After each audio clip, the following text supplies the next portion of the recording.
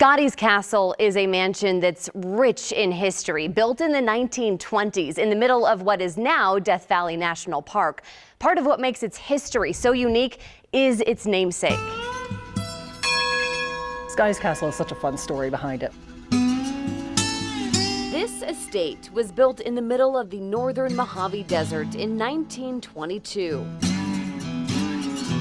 Hidden in the oasis of Grapevine Canyon, its walls hold many stories. Really cool sound that old door makes. This is one of my favorite rooms, the music room, with this amazing well-tuned pipe organ, 1,121 pipes.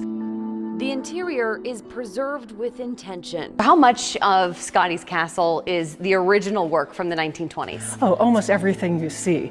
And when we reopen, we'll have all of their original belongings, all of their furniture, their carpets, their curtains, their Indian baskets, their clothing, even, back in the closets. The man behind the mansion, Death Valley Scotty, was actually a con man with a big name. He's not a household word now, but in the 1900s through the 1920s, and 30s, he was as famous as the Kardashians.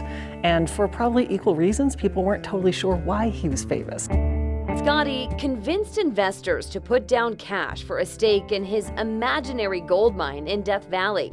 He also sold tall tales of floods, fires, and Wild West shootouts. Because all the rich people back east would be afraid to come here. But one millionaire investor named Albert Johnson couldn't be scared away. By the end of that adventure, he figured out there was no gold mine, but he didn't care because Death Valley was beautiful and Scotty was an amazing storyteller. Years later, Johnson built this vacation home for himself and his wife, Bessie. That's right, Scotty never owned Scotty's Castle, but he did get a say in the construction. He had Albert Johnson put this shot splitter in. Idea is you stick a shotgun through the hole, pull the trigger, shoot the bandit at the door and the bandit at the window at the same time. It's almost kind of a jester in a king and queen's palace. Absolutely, that's a great analogy for it. In the 1930s, Death Valley became a protected national monument, and new roads made Scotty's Castle accessible. Tourists started coming in large numbers to find out the truth, find out about Scotty, and whether his castle is really on top of the gold mine.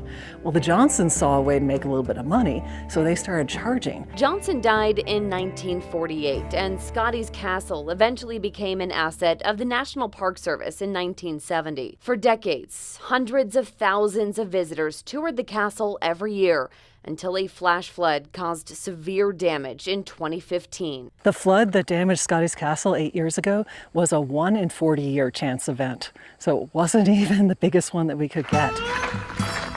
Coming up, the efforts underway and the challenges ahead to bring Scotty's Castle back to its glory days. Reporting in Death Valley, I'm Kelsey McFarland.